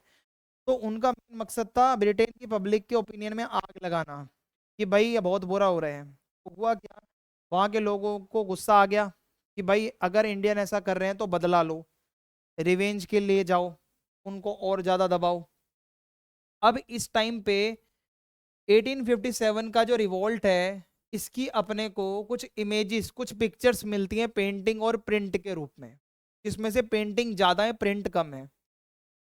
तो कुछ ब्रिटिशर्स ने बनाई, कुछ इंडियंस ने बनाई, कुछ पेंटिंग हो गई, कुछ पेंसिल ड्राइंग्स हो गई, कुछ एचिंग्स स्केचिंग्स हो गई, कुछ पोस्टर्स हैं, कार्टून्स हैं, कुछ बाजार से मिलने वाले प्रिंट हैं। तो ये अपने आप में जो विजुअल इमेजेस हैं इनका बहुत ही ज़्यादा महत्व है, सिग्निफिकेंस है इनके अपने आप में। ओके, एग्जाम्पल के लिए द रिलीफ ऑफ लखनऊ एक यहाँ पे पेंटिंग है, थॉमस जोन्स बारकर ने बनाई थी 1859 में। इसकी थीम ऐसी है कि कुछ लोगों को हीरो दिखाया जा रहा है कि जो ब्रिटिशर्स को बचाने आए थे। आप पहले ये इमेज देखो, ये है रिलीफ ऑफ लखनऊ, कि लखनऊ में कुछ बाहर से अधिकारी आए और इन्होंने ब्रिटेन के लोगों को यहाँ पे बचाया, इनको हीरो की तरह पोर्ट्रे किया गया है। तो इसमें बताया गया कि भाई rebels besieged residency, Henry Lawrence killed, colonel Inglis defended and reinforcements James Outram and Henry Havelock वो आए। मतलब पहले कुछ रेबल्स घुसे, इनके एरियाज को सीज किया, कुछ लोगों को मारा, फिर बाहर से ये दो हीरो आए, इन्होंने उनको मारा। तो ये हुआ कि भाई Colin Campbell with fresh forces, बाहर से कुछ और भी लोग आए, जो नए नए ऑफिसर्स आए, उन्होंने भी फिर अपनी फोर्स ऐड करके और रेबल्स को पकड़ लिया और सप्रेस कर दिया। तो ये पेंटिंग में इनको हीरो दिखाया जा रहा था। फिर क्या है, पेंटिंग का मैसेज क्या था, कैंपबेल, आउटरम और हेवलॉक ये क्या है, इस पूरे इसके हीरो हैं। और जो वहाँ रेसिडेंसीज को तोड़ा गया, डेड बॉडीज हैं, वो दिखा रहा है कि वो लोग कितने ज़्यादा परेशान थे, वहाँ पे लोग जो हैं ब्रिटिशर्स के साथ बहुत बुरा बुरा हो रहा था। और वहाँ पे जो घोड़े खड़े हैं वो दिखा रहे हैं कि ब्रिटिशर्स वापस पावर में आ गए हैं। तो ब्रिटिश पब्लिक को ये लग रहा था कि अब ट्रबल खत्म हो गया है, रेबेलियन को हमने क्रश कर दिया है, अब हमारा जो एम्पायर है वो पूरी तरीके से सेफ है। अगली यहाँ पे इंग्लिश विमेन और ब्रिटेन के ऑनर को लेके एक इमेज आती है। तो उसको समझने से पहले आप ये समझ लो कि न्यूज़पेपर का क्या रोल होता है। देखो, न्यूज़पेपर की जो भी रिपोर्ट होती है, अंग्रेज हैं भाई, पढ़े लिखे हैं, तो वो न्यूज़पेपर वगैरह बहुत पढ़ते थे। बहुत ही बड़ा पावर होता है एक मीडिया, जो लोगों की फीलिंग्स को कैसे वो उजागर करता है। तो जो भी रिपोर्ट्स आती थी इंडिया से, कि जो वो लोग लिखते थे अपने मीडिया में कि ब्रिटेन में जो यहाँ की महिलाएं इंडिया में रह रही हैं, ब्रिटिश महिलाएं, उनके ऊपर वो रेबल्स जो है अटैक करते हैं, वहां पे बच्चों को मारते हैं। अब ऐसा जब आप लिखोगे तो पब्लिक क्या बोलेगी गुस्से में, कि बदला लो, मारो उनको, अपनी विमेन के ऑनर के लिए प्रोटेक्शन करो, अपने बच्चों को सेव करो, इंडियन रेबल्स को मारो। तो ये जो सेंटिमेंट्स थे ना, ये इस चीज को जस्टिफाई कर रहे हैं कि आप उनको चाहे जरूरत पड़े तो तोप के आगे बांध के उड़ा दो, चाहे फांसी पे लटका दो, पर ये रेबल्स बचने नहीं चाहिए। इन्होंने ऐसा पीओवी बना दिया पूरे के पूरे ब्रिटेन में, ठीक है, मीडिया ने। अब एक आर्ट जो होता है ना, पेंटिंग, उसको प्रोपेगेंडा की तरह यूज किया जाता है। पेंटिंग से आप कुछ भी किसी के बारे में निष्कर्ष निकाल सकते हो। होता क्या है, आर्टिस्ट लोग अक्सर ऐसी पेंटिंग बनाते थे जिससे ब्रिटेन के लोगों का दर्द दिखे और हम इंडियन लोग उनको नेगेटिव लाइट में दिखें। तो विमेन्स को हेल्पलेस विक्टिम दिखाया जाता था, और दिखाया जाता था हमारी क्रिश्चियनिटी खतरे में है, और रेबल्स लोग जो है एकदम दानव हैं। अब जैसे मैं आपको एक फोटो दिखाता हूँ, यहाँ पे सारे बच्चे विमेन बच के एक दूसरे से चिपट रहे हैं, और बाहर गेट की एंट्री पे रेबल्स खड़े हैं जैसे कि ये कोई डाकू चोर है। तो देखो, इन मेमोरियम करके एक पेंटिंग है, जोसेफ नोएल पेटन ने ये बनाई थी। ये दिखाता है कि इंग्लिश विमेन और बच्चे जो हैं एक दूसरे को हक करके बहुत डर में बैठे हैं। वॉयलेंस चल रही है बहुत ज्यादा। तो इसमें वॉयलेंस नहीं दिखाई गई, बट दिखा रहा है कि आप इमेजिन कर सकते हो कि पक्का कुछ ना कुछ ये यहाँ पे करने वाले हैं। तो ऐसे में ये दिखाया जा रहा है कि जो रेबल्स हैं वो बहुत इनह्यूमन हैं, ठीक है, और ब्रिटिशर जो हैं वो सेवियर हैं। वो जो कुछ भी करेंगे तो अपने लोगों को बचाने के लिए करेंगे। ऐसा एक मैसेज दिया गया सभी को। एक और दूसरा एग्जाम्पल है मिस व्हीलर का। ये आपके एनसीईआरटी में एक और इमेज दी गई है। और अगर आप यहाँ पे देखो, एक यहाँ पे एक बुक पड़ी है, और ये कुछ यहाँ पे लड़ती हुई दिख रही है, और नीचे रेबल्स को दिखाया गया है। अब आप यहाँ पे देखो, एक इंग्लिश वीमेन को हीरो की तरह दिखाया जा रहा है कि वो अपने आप को यहाँ पे डिफेंड कर रही है, और वो रेबल्स को अकेली मार रही है। और रेबल्स को दिखाया जा रहा है 4 लार्ज वॉयलेंट मैन, 4 लड़के 4 आदमी जो एक विमेन से लड़ रहे हैं आके, है ना। और बाइबल गिरी हुई है, यानी कि वो क्रिश्चियनिटी को बचा रही है।